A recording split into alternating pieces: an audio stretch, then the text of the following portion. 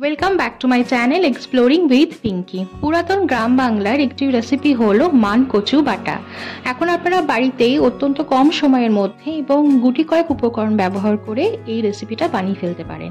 প্রথমে মান কচুটা ভালো করে ধুয়ে পরিষ্কার করে খোসা ছাড়িয়ে একটি গ্রেটারের মাধ্যমে আমি এটাকে গ্রেট করে নেবো। আমি বাজার থেকে যে মানকচুটা নিয়ে এসেছিলাম সেটা প্রচন্ড ভালো মানকচু ছিল এবং দেখতেই পাচ্ছেন যখন গ্রেট করছিলাম এটার থেকে কিন্তু প্রচুর পরিমাণে জল বেরিয়েছে। আমাকে কিন্তু এক্সট্রা করে এর মধ্যে কোনো রকম কোনো জল দিতে হয়নি এবং দেওয়ার প্রয়োজন হয় না, কারণ মানকচুতে এমনিতেই জল থাকে। আর দেখতেই পাচ্ছেন এখানে মানকচুটা আমি হাতের মুঠোয় চিপে চিপে জলটা বের করে নিচ্ছি।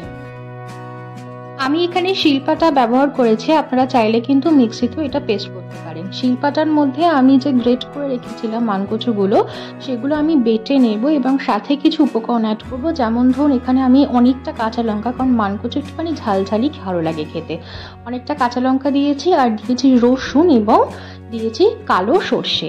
এই কটা উপকরণ দিয়ে আমি মানকচুটা খুব ভালোভাবে মিহিভাবে আমি শিলপাটা দিয়ে বেটে নিয়েছি। পর আমি কড়াইতে অল্প একটু পরিমাণে সর্ষের তেল অ্যাড করেছি এবং এর মধ্যে ফোড়নে আমি একটুখানি শুকনো লঙ্কা দিয়েছি। আর ওই যে বেটে রাখা মানকচু সেটাকে আমি কড়াইয়ের মধ্যে একটুখানি নাড়াচাড়া করে নিয়েছি। যেহেতু আমি এর মধ্যে রসুন দিয়েছি সেই জন্য আপনারা চাইলে কিন্তু রসুনটা নাও দিতে পারেন। আর আপনারা চাইলে কিন্তু এখানে নারকেলও অ্যাড করতে পারেন। ভিডিও ভালো লেগে থাকে লাইক, শেয়ার, সাবস্ক্রাইব।